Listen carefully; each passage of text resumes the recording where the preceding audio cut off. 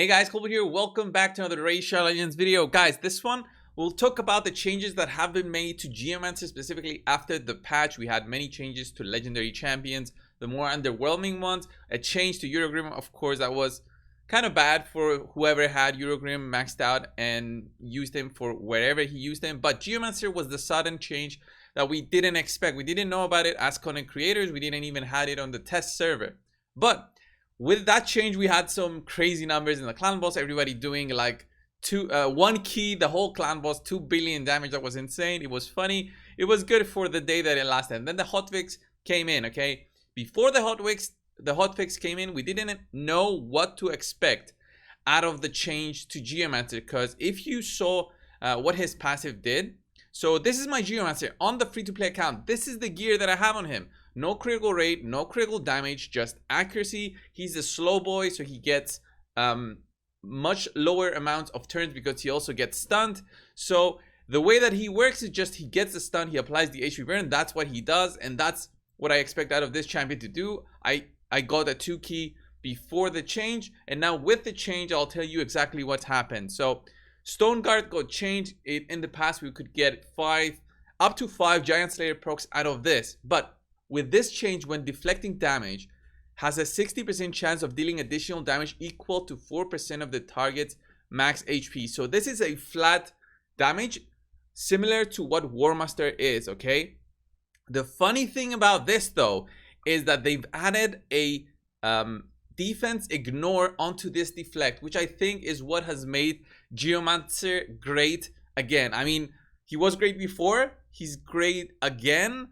So it's just an insane buff to his damage, in the sense that he can now potentially be used in not unkillable comps, but those comps that go more than 50 turns, because his damage is now based on the damage received. So the longer the fight goes, the more damage he will be doing with this deflecting damage. So I'll take you guys through my clan boss run, and I'll explain what exactly happened in there in the final turns of Geomancer. My gear is the same as you see it here. My masteries are the same as you see it here. But let's go and I'll show you guys the run. So guys, now I've got the run going on my screen, and I'm watching Geomancer with the change after the hotfix. Okay, we did not expect this amount of damage to come out of him, because very simply he would be just doing a War Master proc with a 1 chance happening. So up to like a 5 times damage decrease to Geomancer. But if you see closely on the numbers here, the damage dealt by the boss is shown as those little numbers like 3,000, 3,000, 3,000 in the very first few turns of the clan boss. We're getting hit, the number is still there. 75,000 is what comes out of his new Stone Guard passive. So that flat 6% damage, the max health damage that he does, plus the deflection that he does. It's the same, okay? He's got Giant Slayer, but it's not proccing anymore. I mean, obviously, I could have changed him to War Master just to get those procs out of his other skills that he's using. But you'll see that as the fight goes on, his damage ramps up with every single turn. So we get the normal poison damage going on from all my other champions. We get the normal HP burn damage, which doesn't change. But the Stone Guard passive, which ignores defense, will be ramping up the longer the fight goes on. And you'll see that once the boss goes into the 40 turn count range, that's when the 100,000 ramps up. So I'll skip this through a little bit and I'll show you exactly what I mean. Up to turn 38 is when it starts to go crazy. We're at 26 million damage. I mean, it looks like it would have gone to a 2 key, maybe 30 million, 31 million to my calculations. It really depends.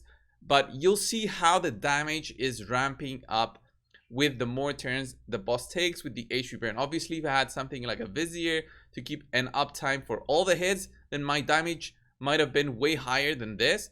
But I do have Vizier. I haven't built him up just yet. You'll see now, turn count 40, okay? Let's go. 100,000, 100,000, 75,000, insane amount of damage. And it's all coming out of that deflection, okay? It's not the new passive that they added. It's the deflection, which now also ignores defense. There might be something wrong in there, but hopefully they will not change it. If they leave it as it is, then everybody will be still happy with Geomancer. So What this causes though is a big problem. So the problem is that accounts that would be getting damage out of Geomancer before from non-unkillable teams might have a problem now. So the damage that they will be getting out of Geomancer will not be the same out of a non-unkillable team. The unkillable team will still ramp up to the later turns. Turn count 45, easy to get there, but the damage that the team will be doing will be lower, with my guess, in a non-unkillable team. So if you could last only to turn 25, the damage that you will be doing is way less than you would be doing before the chain. I still need to test this a little bit more just to make sure that this is what it is, but it is my belief that, look at that, we already at a 2 key with the turn count 47, and you see all those big numbers there. It's just an insane amount of damage, ramping up to almost 300,000 on the hit that gets received by Geomancer, because remember, he does 30% of the damage instead of 15% of the damage. So insane amount of damage coming out of Geomancer because of this change. And this is how it is, the deflection, this is how it works. I wonder how much higher we can get this with different gear, different masteries possibly. But Geomancer works the same as before on the unkillable. It's only the non-unkillable teams which I believe will be will have a difference. And also guys, after doing another run with Geomancer, I got a 41.94 million on Ultra Nightmare. Remember, this is on Void, so we're not getting the double hit on us. So possibly Geomancer damage can be even higher on those double hits because of the deflection, okay? Not of the other passive that they added to him. The deflection will be different. Remember, this is all gonna be tested more from us content creators, but I do think that Geomancer got a solid buff in terms of unkillable teams because of the damage that he can still do, and possibly even higher with different gear.